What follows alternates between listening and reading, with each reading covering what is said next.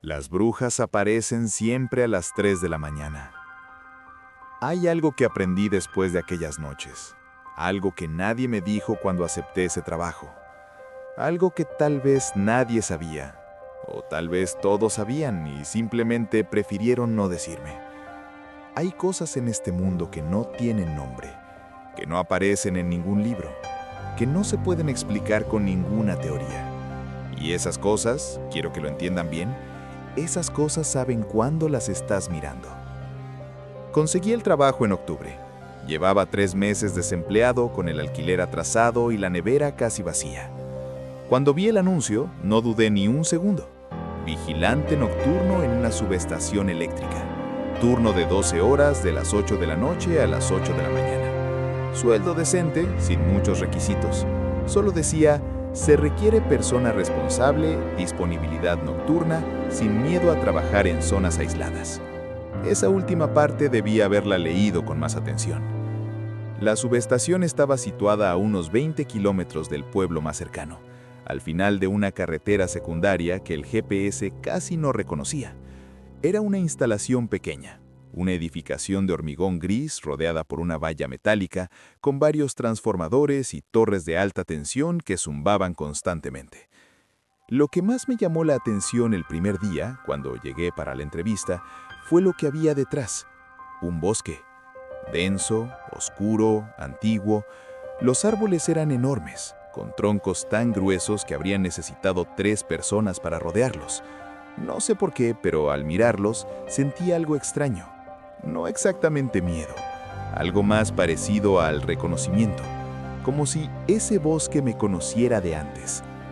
El encargado se llamaba Don Aurelio, un hombre mayor de unos 65 años, con el pelo completamente blanco y los ojos de un color gris casi transparente. Me dio un recorrido rápido por las instalaciones, la caseta de vigilancia, los monitores de seguridad, los botones de emergencia. Me explicó que había 4 cámaras externas, 2 apuntando al patio de transformadores y 2 apuntando hacia la valla perimetral. Luego me dio un manual de 2 páginas con los procedimientos básicos y me dijo que el trabajo era sencillo, que casi nunca pasaba nada. Antes de irse, cuando ya tenía un pie afuera de la caseta, se detuvo. No me miró directamente, solo dijo, en voz baja, casi para sí mismo: si escuchas algo del bosque después de la medianoche, no salgas, quédate adentro. Le pregunté qué quería decir con eso. Se encogió de hombros. Animales, dijo. A veces los animales hacen ruidos raros de noche, pero su tono no era el de alguien que habla de animales. Las primeras 3 noches fueron exactamente como me había dicho. Silenciosas, largas, aburridas. Tomaba café, revisaba los monitores cada cierto tiempo, leía, escuchaba música con los auriculares puestos. El zumbido de los transformadores era constante, como una nota musical grave que nunca terminaba. A veces salía al patio a fumar un cigarrillo y miraba el cielo. Las estrellas eran espectaculares allá afuera, lejos de la contaminación lumínica del pueblo.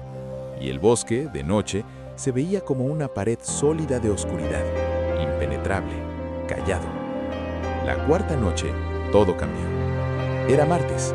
Recuerdo que había estado lloviendo a ratos durante la tarde y el suelo todavía estaba húmedo, pero para las 11 de la noche, el cielo se había despejado completamente. Había luna llena. La luz plateada lo bañaba todo. El hormigón gris de la subestación, la valla metálica, la hierba corta del perímetro.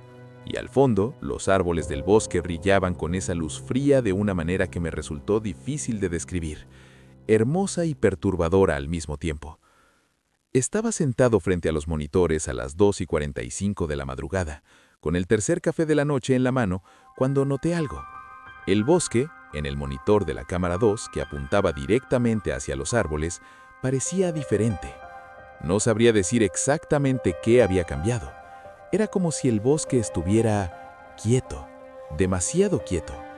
Hasta ese momento siempre había algo de movimiento, ramas que se mecían con el viento, sombras que oscilaban, pero en ese momento todo estaba absolutamente estático.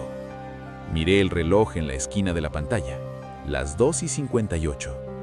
A las 3 en punto, el bosque se quedó en silencio absoluto. Sé que eso no tiene sentido, El bosque ya estaba callado, pero a las 3 ocurrió algo diferente.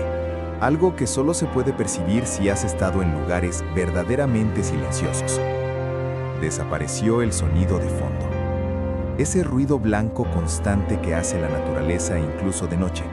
El viento entre las hojas, los insectos, algún pájaro nocturno. Todo eso se fue de golpe, como si alguien hubiera apagado el mundo exterior. Incluso el zumbido de los transformadores me pareció más silencioso. Me levanté y me acerqué a la ventana. Desde ahí podía ver el bosque directamente, a unos 50 metros de la valla. Y entonces los vi por primera vez. Pequeñas luces. 3 o 4 puntos de luz titilante entre los árboles, a baja altura, como si flotaran justo sobre el suelo. No eran antorchas ni linternas, eran demasiado tenues para eso, con un color extraño, entre azul y blanco, casi como el fuego de San Telmo que había visto en fotografías. Me quedé mirándolas durante 1 minuto entero sin moverme. Las luces no se movían, solo titilaban. Y entonces, de entre los árboles, llegó algo que me hizo sentir el frío más extraño que he experimentado en mi vida. Un susurro. No podía distinguir palabras, no era un idioma que reconociera. Era un murmullo bajo y constante, como si varias voces hablaran al mismo tiempo en un tono demasiado bajo para ser entendido. Duró exactamente 4 minutos. A las 3:04, el viento volvió, los árboles se movieron, los insectos reanudaron su canto, las luces desaparecieron y el bosque volvió a ser el bosque de siempre, oscuro y ordinario. Me convencí a mí mismo de que había sido mi imaginación, el cansancio, el café, la soledad. A veces la mente construye cosas cuando no tiene suficiente estímulo. Me senté de nuevo frente a los monitores y terminé el turno sin que ocurriera nada más. Pero la noche siguiente, a las 3 en punto, volvió a ocurrir. El silencio fue lo primero. Esa interrupción abrupta del ruido de fondo que te hace sentir como si te hubieran tapado los oídos con algodón. Luego las luces, esta vez más, 6 o 7 puntos parpadeantes entre los árboles, y los susurros, más claros esta vez, aunque seguía sin poder distinguir palabras. Duraron 6 minutos. Luego todo volvió a la normalidad. La tercera noche, miércoles, las luces eran más brillantes, y me pareció ver, entre 2 de los árboles más grandes, algo que no debería haber estado ahí. Una forma, alargada, vertical, inmóvil, del tamaño aproximado de una persona. No pude dormir en todo el día siguiente. Empecé a investigar, primero en internet, buscando la historia del bosque, del pueblo, de la zona. Encontré poco al principio, algunos artículos locales sobre la flora y fauna de la región, datos geológicos, un par de referencias históricas sin mucho detalle. Pero seguí buscando, ampliando los términos de búsqueda y entonces encontré algo. Un artículo de un historiador regional publicado en una revista académica pequeña y digitalizada sobre los usos tradicionales del bosque en la zona durante los siglos XVII y XVIII. El artículo hablaba de una comunidad que había vivido en esa área hace más de 300 años. Una comunidad que, según los registros de la Inquisición recuperados de archivos eclesiásticos, era sospechosa de practicar rituales prohibidos. El bosque, que en los documentos antiguos aparecía con un nombre en latín que el historiador traducía como el Bosque de las Reuniones, había sido el lugar donde supuestamente se celebraban esos rituales. Según los testimonios recogidos por los inquisidores, los vecinos describían luces entre los árboles durante las noches de luna llena, sonidos extraños que comenzaban siempre en torno a la hora del diablo, que en la tradición medieval correspondía a las 3 de la madrugada, y figuras encapuchadas que se reunían en círculo en un claro dentro del bosque. Varios de los acusados fueron quemados, pero los registros también indicaban algo más, que después de las ejecuciones, los rituales no cesaron. Las luces seguían apareciendo, los sonidos seguían escuchándose, y algunas de las figuras, según los testimonios posteriores, ya no parecían humanas. Cerré el artículo y me quedé mirando la pantalla en blanco durante mucho tiempo. Esa noche, cuando llegué a la subestación, llamé a don Aurelio antes de empezar el turno. Le dije que quería hablar con él sobre el bosque. Hubo un silencio largo al otro lado del teléfono. Luego me preguntó, ¿ya empezaste a verlas? No le pregunté a qué se refería. Le dije que sí. Me dijo que era normal, que todos los que habían trabajado ahí las veían tarde o temprano, que mientras no saliera de la caseta no pasaba nada. ¿Y si salgo?, le pregunté. No respondió de inmediato. Cuando habló de nuevo, su voz sonaba diferente, más seria. Nadie que haya salido después de las 3 ha podido explicar bien qué pasó. Solo sé que el último que lo hizo tardó 2 semanas en volver a hablar. Colgué el teléfono. La quinta noche fue la primera vez que las figuras salieron del bosque. Eran las 3:03 cuando lo noté en el monitor. La cámara 2, la que apuntaba directamente hacia los árboles. Ahí, en el borde del bosque, justo donde terminaban los árboles y comenzaba el espacio abierto entre el bosque y la valla, había 3 figuras. No eran luces esta vez, eran siluetas, oscuras, alargadas, con algo que parecía una capa o una túnica que llegaba hasta el suelo. No se movían, al menos no de una manera que yo pudiera percibir en tiempo real, pero cuando miré el monitor un minuto después y luego de nuevo 2 minutos más tarde, me di cuenta de que habían avanzado. No mucho, quizás 1 metro, quizás 2, pero se estaban acercando. A las 3:07, el susurro se volvió más alto. No era un murmullo ya, era casi un canto, una cadencia repetitiva, como una oración o un conjuro, en una lengua que no existía en ningún diccionario. Y entre ese canto había algo más, una risa, suave, casi inaudible, que llegaba desde algún punto que no podía precisar. No parecía venir de las figuras, parecía venir de todas partes al mismo tiempo. A las 3:09, el silencio volvió. Las figuras desaparecieron. Las luces se apagaron. Me quedé sentado con las manos temblorosas durante el resto de la noche. Durante los días siguientes estuve a punto de renunciar varias veces. Me decía a mí mismo que era una locura seguir yendo, que ningún sueldo valía eso, pero algo me impedía hacerlo. Tal vez era el dinero que necesitaba desesperadamente, tal vez era algo más, algo que no quería examinar demasiado de cerca, una especie de atracción a lo que estaba pasando, un deseo de entender qué era exactamente lo que aparecía en ese bosque cada noche a las 3 de la madrugada. La séptima noche, las figuras llegaron hasta la valla. Las vi en el monitor a las 3:02, 5 figuras esta vez, alineadas frente a la valla perimetral, a escasos metros de la caseta de vigilancia. No hacían ningún gesto, no intentaban cruzar, solo estaban ahí, de pie, mirando hacia adentro, o al menos eso parecía porque sus capas, o lo que fuera que llevaban puesto, les cubrían completamente la cara. Pero entonces, en el monitor, algo me heló la sangre. Una de las figuras levantó lo que parecía ser una mano, muy lentamente, y señaló directamente hacia la caseta. Directamente hacia mí. Me aparté de la ventana. Me senté en el suelo detrás del escritorio, con la espalda apoyada contra la pared de hormigón, y no me moví durante más de 1 hora. Cuando finalmente me atreví a mirar de nuevo los monitores, el patio estaba vacío. Las figuras se habían ido. La octava noche, decidí revisar las grabaciones de seguridad. El sistema guardaba las grabaciones en un disco duro externo conectado al ordenador de la caseta. Nunca antes había pensado en revisarlas, pero esa noche, antes de que empezara el turno, accedí a los archivos de las noches anteriores. Las grabaciones eran en blanco y negro, con una resolución mediocre pero suficiente. Busqué el segmento de las 3 de la madrugada de la noche anterior. Lo que vi en la pantalla me hizo comprender que todo lo que pensaba que sabía sobre aquello era solo una fracción de la verdad. En la grabación, las figuras estaban en la valla, tal como las había visto, pero había más, mucho más de lo que había percibido desde la ventana. Porque la cámara 1, la que apuntaba hacia el otro lado del patio, también mostraba algo. Figuras. No en el bosque, no en la valla, sino dentro del perímetro. Ya habían entrado. Eran al menos 8 figuras distribuidas por el patio de la subestación, entre los transformadores, cerca de las torres de alta tensión. Inmóviles, esparcidas por todo el espacio interior, como si llevaran ahí mucho tiempo. Y ninguna de ellas estaba mirando hacia los transformadores ni hacia las torres. Todas estaban orientadas hacia la caseta de vigilancia. Todas me miraban a mí. Retrocedí la grabación varios minutos. Las figuras no aparecían de golpe. Llegaban poco a poco, como si atravesaran la valla metálica sin ninguna dificultad, sin doblarla ni forzarla.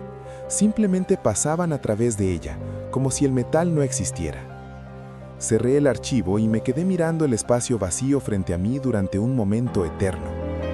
Luego alcé los ojos hacia los monitores en tiempo real. El patio estaba vacío. Era la 1:45 de la madrugada. Todavía faltaban más de una hora para las 3. Esa noche, intenté mantenerme despierto mirando los monitores sin apartar los ojos. A las 2:55, el viento se detuvo. A las 2:58, el sonido de los insectos cesó. A las 2:59, el zumbido de los transformadores bajó de intensidad de una manera que no tenía ninguna explicación técnica. A las 3 en punto, el patio apareció lleno. No de a poco esta vez, de golpe. Un instante el patio estaba vacío y al siguiente había docenas de figuras, demasiadas para contarlas, repartidas por todo el espacio, entre los transformadores, junto a las torres, pegadas a la valla, en todas las esquinas del patio, y entre ellas, frente a la puerta de la caseta, había una que era diferente a las demás, más alta, con una capa que parecía moverse aunque no hubiera viento, y donde debería haber tenido una cara, había solo oscuridad, una oscuridad más densa que la noche que la rodeaba, como un agujero en el tejido del mundo. El susurro comenzó, pero esta vez no venía del bosque, venía de dentro de la caseta. Me giré despacio. La habitación estaba vacía, la puerta cerrada con llave, las ventanas cerradas. No había nadie conmigo. Y sin embargo, el murmullo estaba ahí, bajito, persistente, rodeándome como agua, como si las paredes mismas estuvieran hablando. Entonces, la puerta de la caseta se abrió. No la empujó nadie. No sonó la cerradura, simplemente se abrió hacia adentro, lentamente, con un chirrido largo y metálico. El aire frío de la noche entró de golpe, y desde la oscuridad del patio llegó ese olor. Tierra húmeda, madera podrida, algo dulce y putrefacto que no tenía nombre en ningún idioma que yo conociera. No salí, no me acerqué a la puerta, me quedé completamente inmóvil, con la espalda apoyada contra la pared del fondo, mirando el rectángulo negro del umbral. Y durante lo que pareció una eternidad, nada entró, solo la oscuridad, que parecía más espesa de lo normal, como si tuviera densidad propia. Luego, en el borde del umbral, apareció algo. No era una mano. No exactamente. Era demasiado larga, con demasiadas articulaciones, de un color que la oscuridad hacía imposible de definir.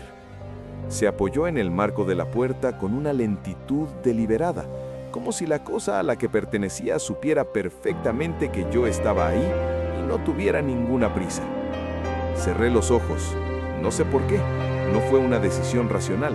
Simplemente los cerré y empecé a repetir en voz alta, con una voz que apenas reconocí como mía, el nombre de mi madre, el nombre de mi ciudad, la dirección de la casa donde crecí, cosas concretas, reales, tangibles, como si nombrarlas pudiera crear un muro entre yo y lo que estaba al otro lado de esa puerta.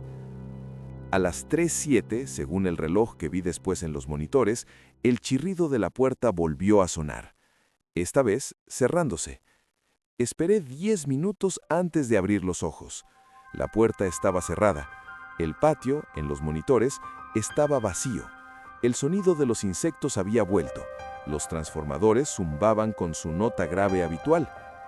Esa noche, cuando terminó el turno, conduje de vuelta al pueblo sin detenerme ni una sola vez. Llegué a mi apartamento, cerré la puerta con llave, corrí todas las cortinas y no salí en todo el día. Renuncié al trabajo esa misma tarde, por mensaje de texto. Don Aurelio no respondió de inmediato. Horas después me llegó un mensaje suyo que solo decía: «Es lo más inteligente que podrías hacer». No he vuelto a esa carretera, no he vuelto a pasar cerca de esa zona, pero hay algo que me sigue, algo que traje conmigo sin querer, algo que entró esa noche cuando la puerta se abrió sola y que todavía no sé exactamente cómo definir. A veces, cuando me despierto de madrugada, miro el reloj. Si son las 3 de la mañana, no vuelvo a dormir. Porque hay algo que aprendí en esas noches, algo que no me enseñó ningún libro ni ninguna persona, algo que el bosque me mostró sin que yo se lo pidiera. Hay cosas muy antiguas en este mundo que llevan siglos reuniéndose en la oscuridad, cosas que no necesitan que las creas para existir, cosas que simplemente están ahí, esperando, en los bordes de la luz, en los bordes de los mapas, en los lugares donde la gente sensata no va sola después de medianoche. Y si alguna vez, en el lugar más silencioso de tu noche, el ruido de fondo desaparece de golpe, si el viento se detiene sin razón, si entre las sombras ves algo que titila con una luz que no tiene fuente, no lo sigas mirando. Cierra los ojos y no abras la puerta.